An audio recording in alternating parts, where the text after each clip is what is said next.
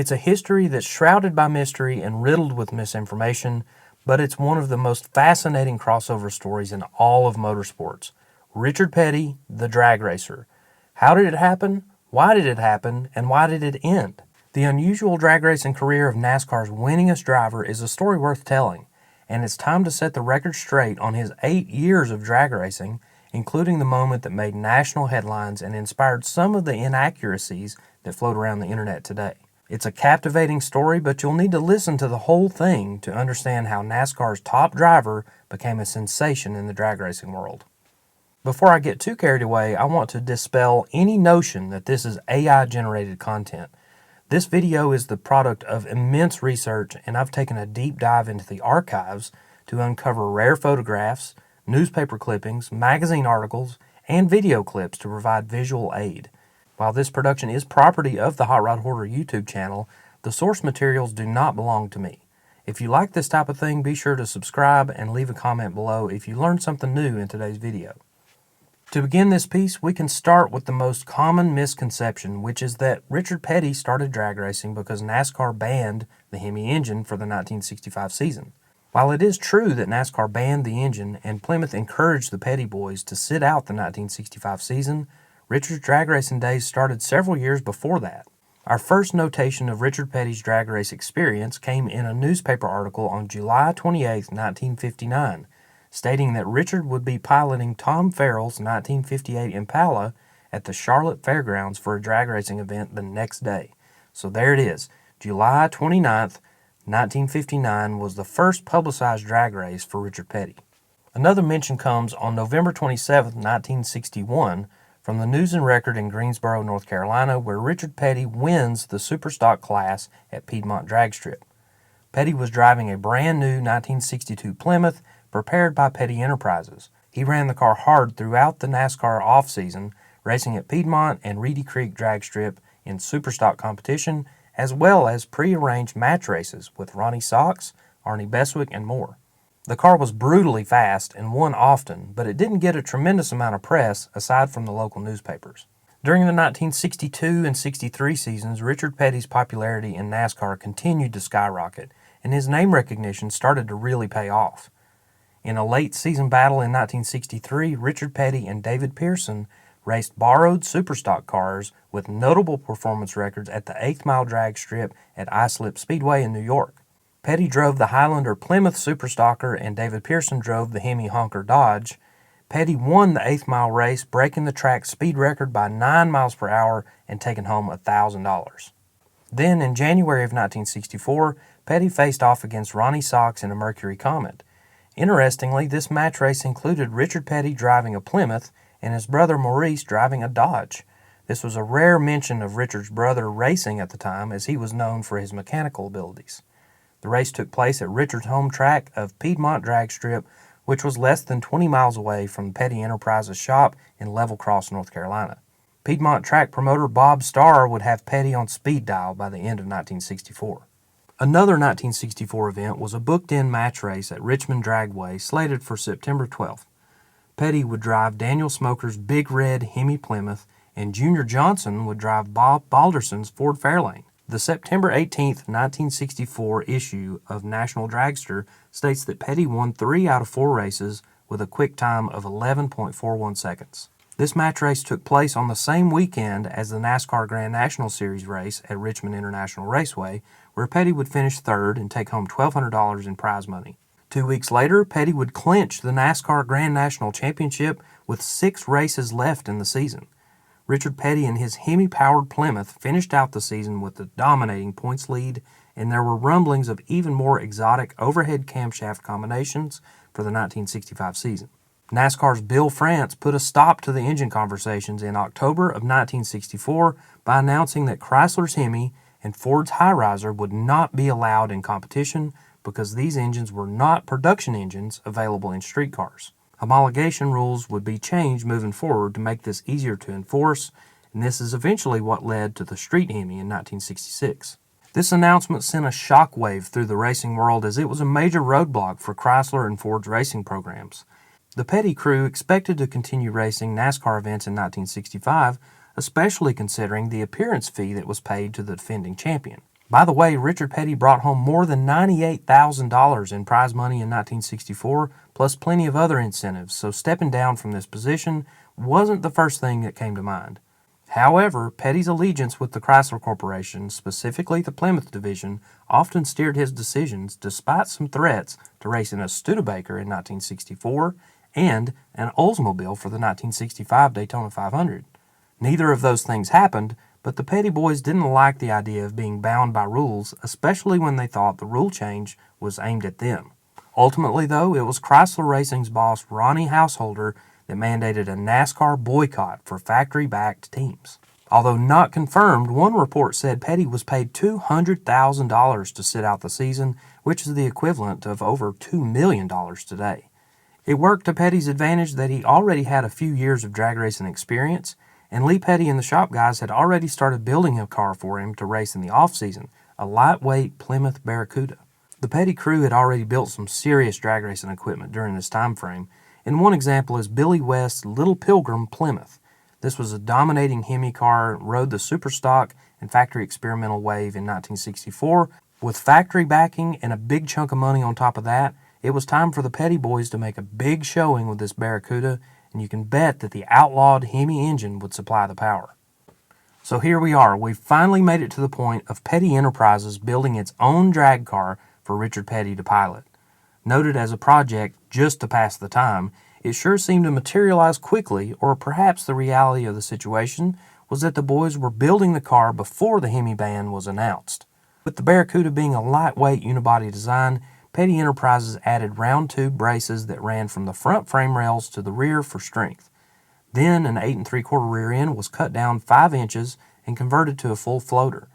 International truck axles were used, and the ring and pinion was a 4:58 ratio, and other structural modifications included new wheel tubs to hold 10-inch wide slicks. The wheel tubs and narrowed rear end was a relatively new concept at the time, especially for a factory-backed car. Although it isn't mentioned in many sources, the rear axle was moved forward for weight bias to enhance traction. The NHRA allowed a 2% wheelbase alteration in the factory experimental class, and Petty's Barracuda was well beyond that threshold, but not quite as radical as the Mopars that debuted in 1965. A side profile in comparison with a stock Barracuda body shows the axle adjustment and the elongated wheel openings. Despite significant weight reduction, the Barracuda still used its original steel body panels. The front suspension retains the original torsion bars, but Petty fabricated adjustable tubular upper and lower control arms. Braking consisted of a custom pedal assembly with a single pop master cylinder mounted inside the driver's compartment, and giant aluminum drums are factory lightweight pieces, but the front drums are actually empty to save weight. A parachute could be used for additional braking. The engine is the same 426 Hemi that was used in the NASCAR combination, but with a couple of small tweaks. It even uses the same Holley 4-barrel carburetors that he ran on the circle tracks. Custom aluminum scoops were fabricated, and they protrude through the hood, and the position of those scoops are a clear indicator of the engine setback. Speaking of transmission, the car ran a 3-speed automatic transmission, and at the time there were no options for custom torque converters, so Petty left the line barely off idle, while many of the manual transmission cars left with a lot of RPMs. When it came to paint, the trademark Petty Blue was a no-brainer. Knowing the drag racing market, the Pettys knew this car needed a name, as most gassers, factory experimental cars, and match racers had a catchy name. Obviously, Plymouth had to be represented on the car, but for the catchy name, it was decided to use Petty's number with a slight modification. The 43 Junior was born. Additional lettering would be added later. Here's an interesting detail about this Barracuda. In 1964, the NHRA and AHRA had factory experimental classes, and you might think that the Petty Enterprises' experience with NASCAR would have inspired the shop to build a car within a particular rule set. The engine setback, major chassis modifications, and altered wheelbase made this car ineligible for the fastest-growing factory-backed class in the NHRA. The reality is that Petty knew that booked-in match races paid more money than winning national events, and you were essentially guaranteed money for showing up even if you lost the race. With his name recognition, bookings would be super easy, and it was later noted that he required a minimum fee of $1,000 per day. And while it didn't pay out quite as high as his NASCAR gig in total, it also didn't cost as much to operate, so the profit margins were good. After just a few weeks in the shop, the Barracuda was ready to test. Piedmont Drag Strip made special arrangements to let the Pettys test on a Wednesday when the public wasn't on hand. Lucky for us, we have one picture from this day which shows an unlettered Barracuda with Petty's box truck in the background. A few days later, Sunday, November 22nd, 1964, Richard Petty enters his first drag race with this Barracuda, again at Piedmont Drag Strip. Surprisingly, the Petty entry was allowed to race in the Superstock division, although it was far from a legal car. But at this point, Southeastern tracks were blurring the lines between Superstock, factory experimental, and match races. Either way, Petty won with an ET of 1079 at 136 miles per hour. This wasn't the track record, but it was good enough to beat the Petty-powered 64 Plymouth of Billy West. From there, it was wide open throttle for this Barracuda. The Thursday after the car's first win was Thanksgiving, and Piedmont had a special racing program that included a match race between Richard Petty and Kenny Salter in a new Mustang. Then it was on to Kinston Drag Strip a few days later. That Sunday was the first of many match races with Huston Platt, and Petty laid down some good runs in the mid-10s. He left from the track that day to travel to Daytona International Speedway for NASCAR tire testing, which means he wasn't totally out of the program just yet, but he definitely was undecided on whether or not he would be racing at the Daytona 500. The next Sunday, he was back in the Carolinas making more passes, and he made it back to his home track the following week with a big match race against Ronnie Sox in his Mercury Comet. Petty would set the track record at a 10:38 at 139 miles per hour against Sox with a 10:46.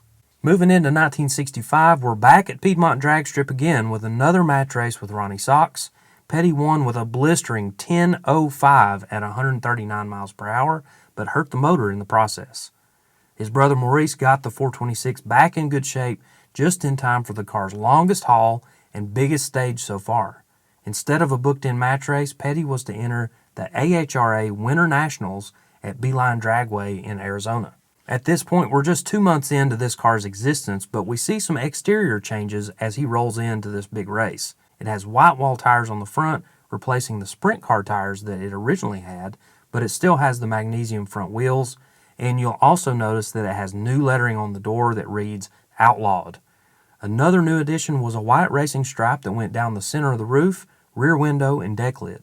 The AHRA Winter Nationals is where the Mopar boys debuted the wildly altered wheelbase cars in the AFX class, which kind of overshadowed Petty's entry into the Superstock experimental class, although Petty's car ran quicker than most of the Radical cars. The April 1965 issue of Superstock and Drag Illustrated magazine notes that Petty made an impressive 1068 pass at 132 miles per hour in early time trials, but failed to make eliminations. The class was ultimately won by Dick Harrell. You can see the two cars, Petty's Barracuda and Dick Harrell's Chevy 2, were lined up here in this beautiful shot by John Durand. You can see Harrell's car appears to be launching hard, but the Barracuda is not. Whatever the case may be, Petty didn't have the best showing at Beeline Dragway. Although we don't know this, one could speculate that the stickier Goodyear wrinkle wall slicks could have caused a little bit of problems leaving the line for the Hemi Barracuda. We're not totally sure on that, but we do know that he switched tires at the track because we have pictures of the car in Arizona with the pie crust slicks, and then we see it lined up here against Dick Harrell. It's got the wrinkle wall Goodyears on it. So definitely some changes there, and maybe it didn't work to their advantage, but the Petty boys made the trip, and they got a little bit of recognition out of it. Another big race came just a few days after they got back from the trip out west, and this time it's at Spruce Creek Airport in Florida as part of Daytona Speed Weeks. This was an 8-day drag racing event, and Petty was advertised to be a part of the factory experimental class, but articles after the fact stated that Petty made several exhibition passes with speeds of 138 miles per hour. We know that he beat Hubert Platt on Thursday at this event, but some of the other details about his races are not quite clear. In this rare photo, you can see additional lettering on the door of the car that reads Patterson Motors Incorporated. This was a one-race sponsorship deal, so very few photos exist in this configuration. Also notice that it now has a set of Krager wheels on it front and back, and that totally changed the attitude of the car. Despite the sheer size and duration of the Spruce Creek event, one of the most well-promoted match races of the year came at the end of February. Newspaper advertisements began in January touting Richard Petty against Arnie Beswick and the Platt brothers, at Southeastern International Dragway in Dallas, Georgia. It was going to be a big event. Around this time, magazine articles about Petty's Barracuda started hitting the shelves.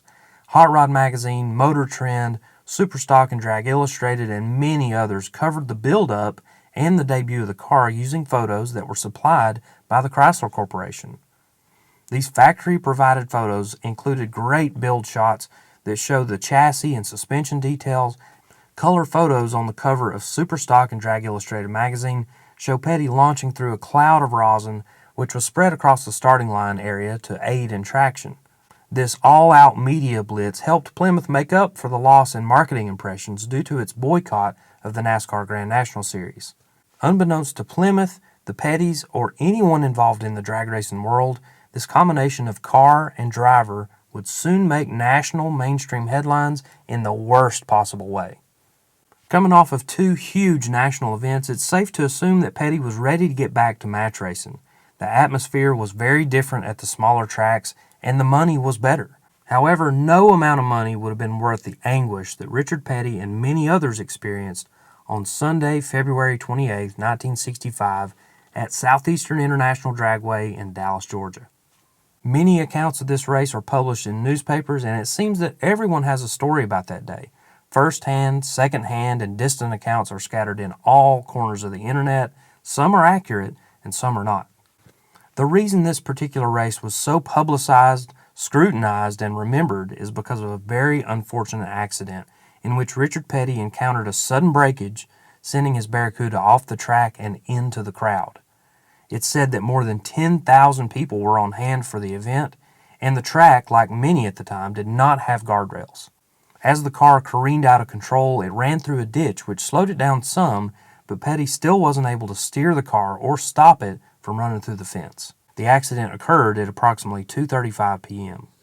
Although many people were able to escape the car, there were several who weren't so lucky. Ultimately, Wayne Dye, a 6-year-old boy from Austell, Georgia, lost his life in this accident.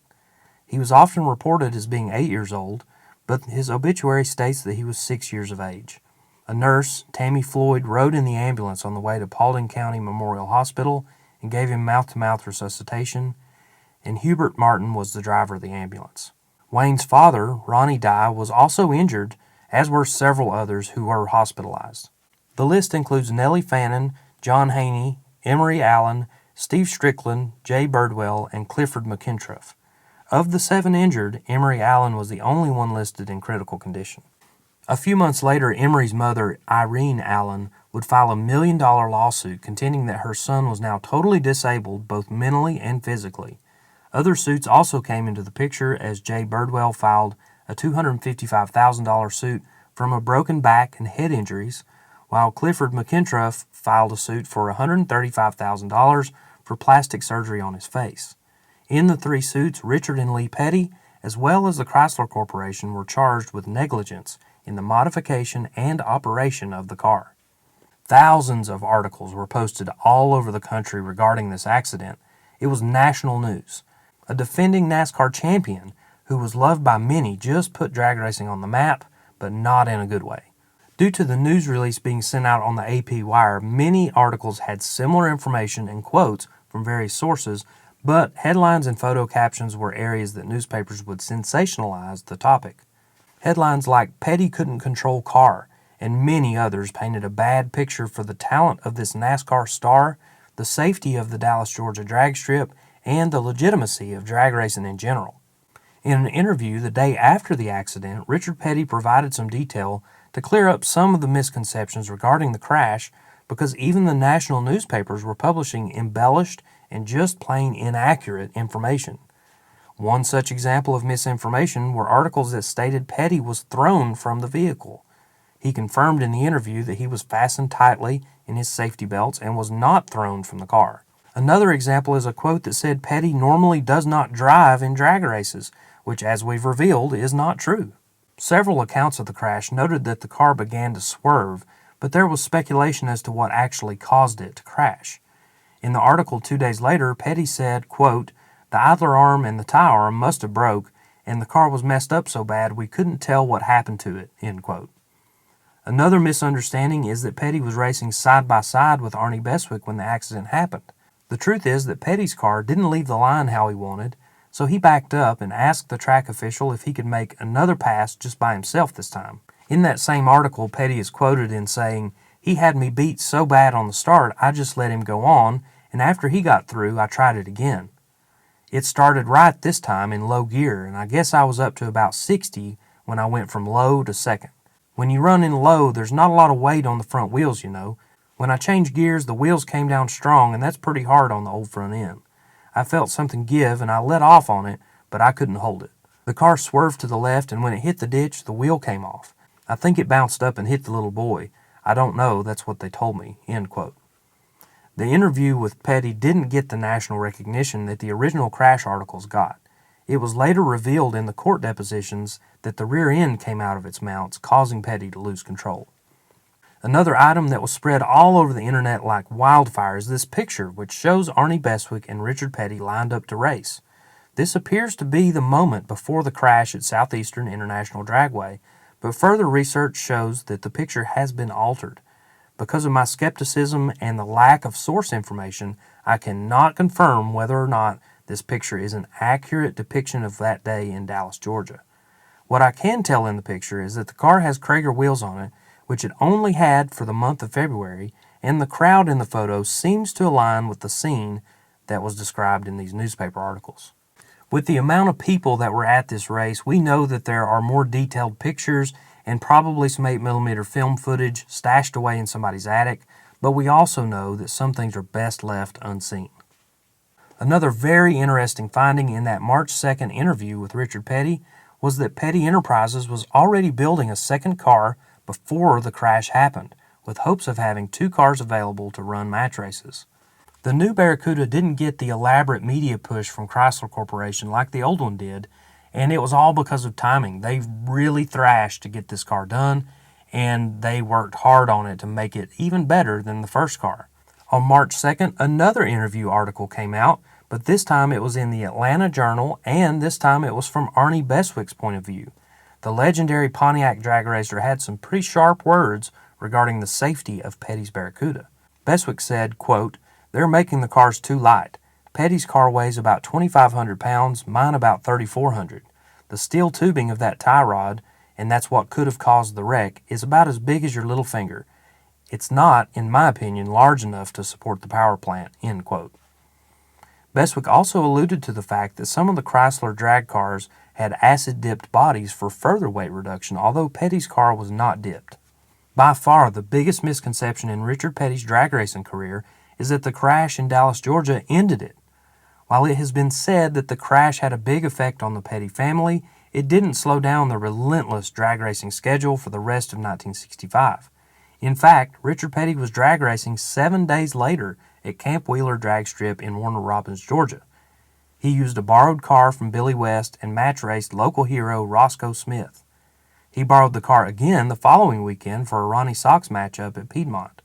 Meanwhile, Petty Enterprises worked hard to finish the new Barracuda. On Sunday, March 28th, Petty raced at an 8th mile event on the backstretch of Charlotte Motor Speedway. This would be the debut of the new Barracuda precisely 1 month after the accident. At this race, the car didn't have its paint job finished, as we see in this photo. However, all newspaper articles related to the Charlotte race featured photos of the old Barracuda from the Spruce Creek, Florida event, as we can see Krager wheels in this shot and the Patterson Motors lettering in another. The use of old photos was likely due to a lack of lettering on the car.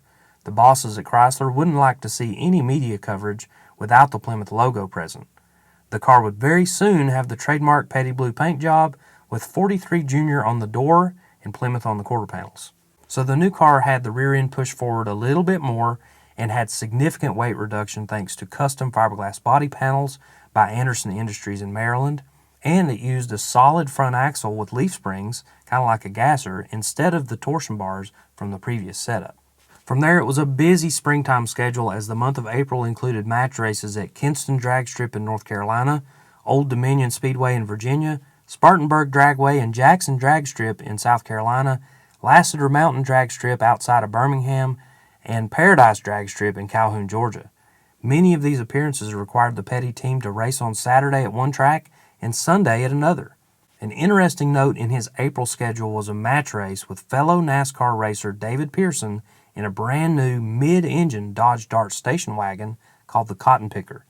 The two met at Spartanburg Dragway for a match race where the Cotton Picker beat Petty. My buddy Brian Loans did an excellent history piece on this car, so I suggest you check that out if you like unusual drag cars and these cool NASCAR crossovers. Interestingly, the cover of the April 16, 1965 Drag World magazine features a front page headline that reads, "NASCAR Goes Drag Racing." The reality is that NASCAR had been in drag racing for quite a while before this announcement, but Bill France announced a points championship to go along with his drag racing division.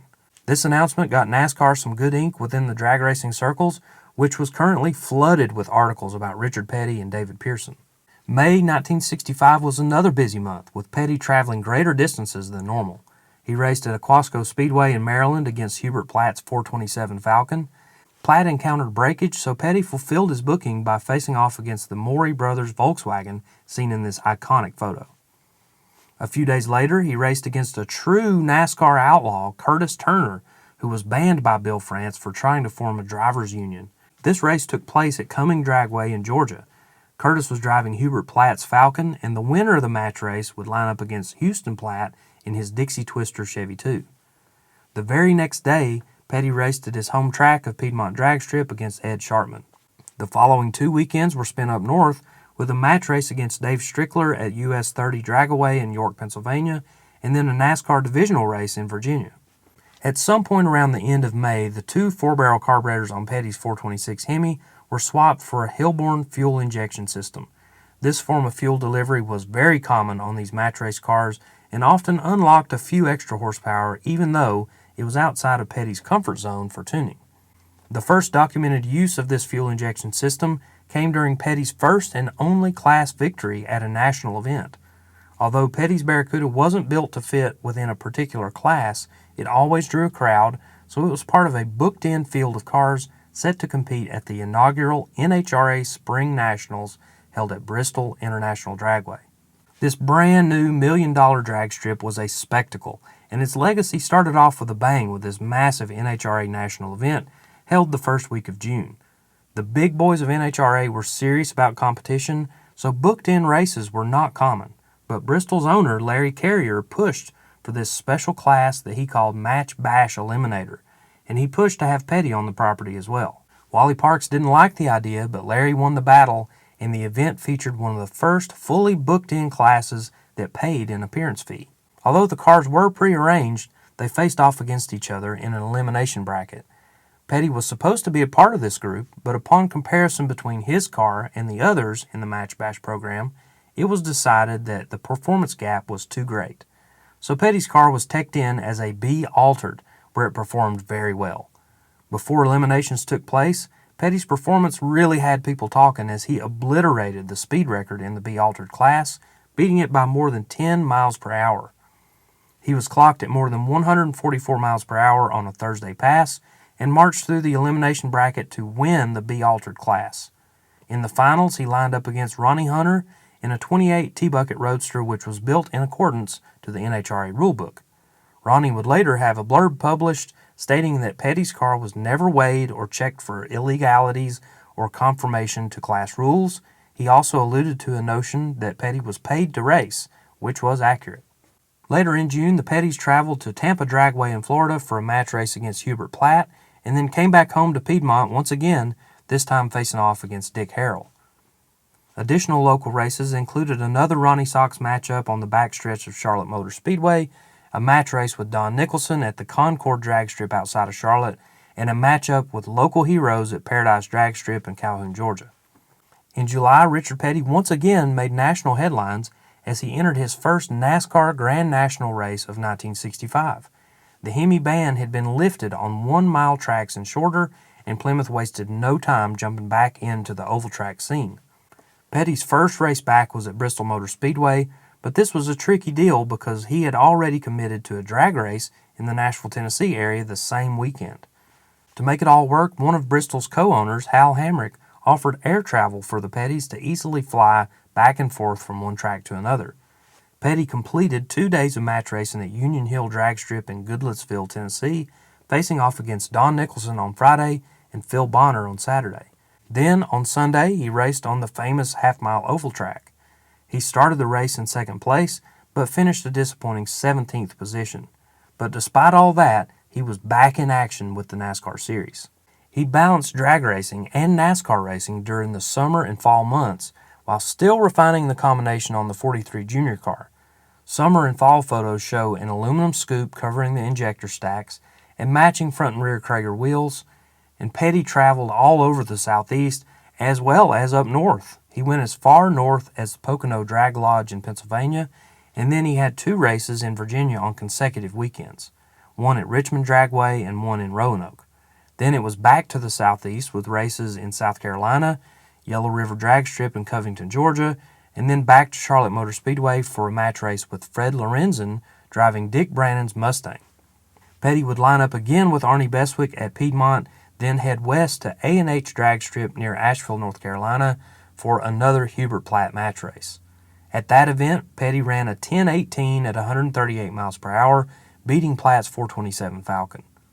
Although it isn't documented, the Petty boys did eventually convert the 43 Junior to a 4-speed manual transmission. During the NASCAR offseason, Petty continued racing and made plans to continue the following year. The next big event included Daytona Speed Weeks, where Petty would campaign his Barracuda on Thursday and Friday night at the DeLand Airport outside of Daytona Beach. This was a huge event, but like most drag races Petty entered, it was a pre-arranged match race instead of the standard elimination style bracket. He raced against Fred Lorenzen on Thursday and Curtis Turner on Friday. Then he headed to Daytona International Speedway, where he won the Daytona 500, much to the delight of the Chrysler Corporation executives and fans all over the world. He was back in the saddle again, and he was fully committed to the NASCAR Grand National Series. About 6 weeks after his big Daytona win, Richard had a tough time at the Atlanta 500. He blew an engine on lap 185, but that wasn't the worst part of his day. As he coasted into the garage, 2 U.S. Marshals deputies were waiting on him. Petty posted a $20,000 bond to keep his car from being seized. All of this was in the wake of Irene Allen's $1 million lawsuit against the Pettys and the Chrysler Corporation. This may have been the final straw for Petty's drag racing days, but he did fulfill any remaining bookings for 1966. One such example is a newspaper article we see here touting a Richard Petty appearance in which Yellow River Drag Strip owner was putting up $1,000 for anyone who could beat Petty. This race occurred on Sunday, May 1st, 1966, and according to my research, this was Richard Petty's last drag race with the 43 Junior Barracuda. Petty would finish third in the points in the 1966 NASCAR Grand National season and then win the championship in 1967. He went on to win a total of 7 NASCAR championships and 200 event wins, making him the winningest driver in the history of the sport. Despite it being the end of Richard Petty's drag racing career, it wasn't the end of Petty Enterprises' drag racing career.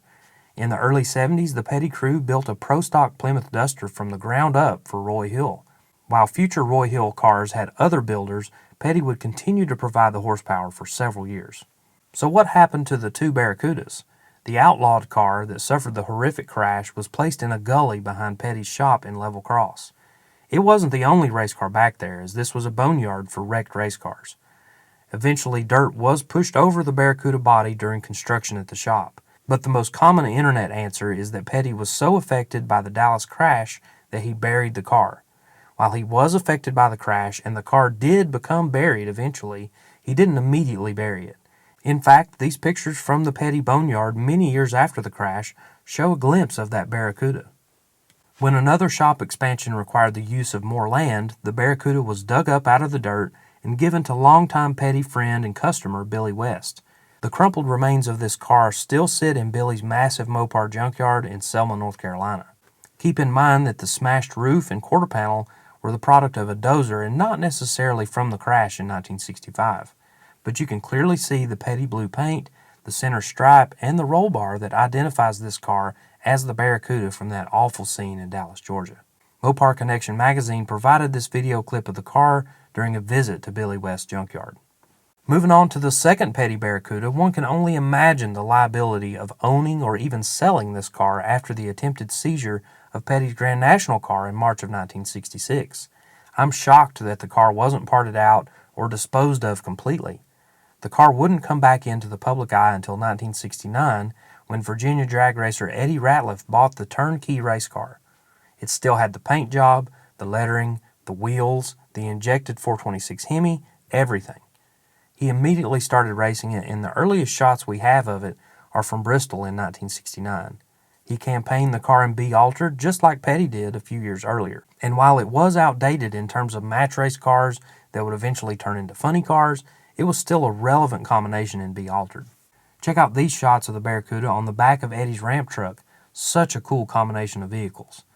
Because of the matching paint job, some might think that the ramp truck also came from Petty, but Eddie already had it beforehand. With all of the legal battles and the name recognition, it's very surprising that Eddie was allowed to run the car as the 43 Junior, but that never seemed to be an issue. He would eventually yank the Petty-built 426 Hemi out of the car and put it into a pro-stock Dodge Demon in 1971. The car was then painted black, but it still had its trademark blue windows. It was raced by Steve Shepard and Jerry Ogle for a while, and by Steve and Bill Browley for a while under the name Mopar Madness. As far as I can tell, the car was last raced in the early 80s. Fast forward a few years, and Ron George from Illinois bought the car in 1988. He had it authenticated by Richard Petty and Dale Inman, confirming that this truly was the 43 Junior. And then Ron stored the car for 27 years and eventually struck a deal to have the car restored to its June 1965 configuration by none other than Petty's garage. So the car came full circle, being restored on the same property where it was built 50 years prior. The car made its debut in 2015 and was very well received by drag racers and Richard Petty fans alike. Although many articles, social media posts, and videos have been produced about this car's history and its restoration, none of them tell the full story. I hope you've enjoyed this journey to set the record straight on Richard Petty's drag racing career. If you like this sort of thing, I have plenty more drag racing stories here on the Hot Rod Hoarder YouTube channel. Thank you for watching.